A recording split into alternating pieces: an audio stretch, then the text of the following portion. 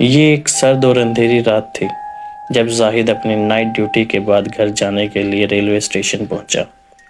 یہ اسٹیشن شہر کے کنارے پر واقع تھا اور بہت کم لوگ وہاں آتے تھے، خاص طور پر رات کے وقت۔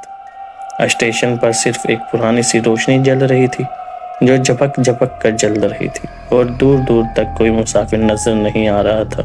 زاہد نے گھڑی پر نظر ڈالی، رات کے 2 بج رہے تھے۔ وہ پلیٹ فارم پر تنہا بیٹھا ہوا تھا اور اگلی ٹرین کا انتظار کر رہا تھا جو تقریباً آدھے گھنٹے بعد آنے والی تھی۔ سرد ہوا نے اس کے جسم کو کپکپاہٹ میں مبتلا کر دیا اور اس نے اپنی کوٹ کی کالر کو اوپر کر لیا۔ اسٹیشن پر سناٹا چھایا ہوا تھا، سوائے ہوا کے شور کے جو پلیٹ فارم کے کنارے موجود پرانی ریل گاڑیوں سے ٹکرا کر آ رہی تھی۔ زاہد نے اپنے ارد گرد نظر دوڑائی اور اسے ایک پرانا بینچ دکھائی دیا جس پر ایک بوسیدہ اخبار پڑا ہوا تھا۔ اس نے اخبار کو اٹھایا تو دیکھا کہ اس کی تاریخ آج سے 10 سال پہلے کی تھی۔ جیسے ہی اس نے اخبار کو واپس رکھنے کی کوشش کی، اچانک ایک عجیب سی سرد لہر اس کے جسم کے اندر دوڑ گئی اور دور سے کسی کے قدموں کی آہٹ سنائی دینے لگی۔ زاہد نے پیچھے مڑ کر دیکھا لیکن وہاں کوئی نظر نہیں آیا۔ قدموں کی آواز آہستہ آہستہ قریب آتی جا رہی تھی، جیسے کوئی آہستہ آہستہ چل رہا ہو، مگر وہ شخص نظر نہیں آ رہا تھا۔ زاہد کی دل کی دھڑکن تیز ہو گئی اور اس نے جلدی سے اپنا موبائل نکال کر ٹارچ آن کی، مگر کچھ دکھائی نہ دیا۔ اچانک پلیٹ فارم کے دوسرے سرے پر ایک پرانا سگنل باکس دکھائی دیا جس کے قریب ایک سایہ حرکت کرتا ہوا محسوس ہوا۔ وہ دھیرے دھیرے اس طرف بڑھا تاکہ دیکھ سکے کہ وہاں کون ہے۔ جیسے ہی وہ سگنل باکس کے قریب پہنچا، اس نے ایک بوڑھے آدمی کو دیکھا جو پلیٹ فارم کے کنارے کھڑا ہوا تھا۔ اس کا چہرہ جھریوں سے بھرا ہوا تھا اور آنکھوں میں ایک عجیب سی چمک تھی۔ زاہد نے اس سے پوچھا، بابا آپ یہاں کیا کر رہے ہو؟ بوڑھے آدمی نے آہستہ سے سر اٹھایا اور کہا، میں اس ٹرین کا انتظار کر رہا ہوں جو کبھی نہیں آئی۔ اس کی آواز میں ایک سرد سی اداسی تھی، جیسے وہ کئی سالوں سے یہی جملہ دہرا رہا ہو۔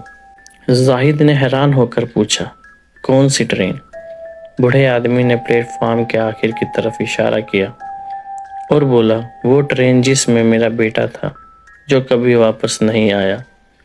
زاہد نے جیسے ہی اس کی طرف دیکھا، وہ بوڑھا آدمی اچانک غائب ہو گیا، جیسے کبھی وہاں تھا ہی نہیں۔ زاہد نے خوف سے پیچھے ہٹنے کی کوشش کی، مگر اسی لمحے پلیٹ فارم کی لائٹس بجھ گئیں اور ہر طرف مکمل اندھیرا چھا گیا۔ اچانک ایک پرانی سی ریل گاڑی کی آواز سنائی دی اور زاہد نے محسوس کیا کہ ایک ٹرین تیزی سے اس کی طرف آ رہی ہے۔ اس نے اپنے پیچھے دیکھا تو پلیٹ فارم پر واقعی ایک ٹرین رک چکی تھی۔ اس کے دروازے کھل گئے اور اندر سے ایک عجیب سا دھواں نکلنے لگا۔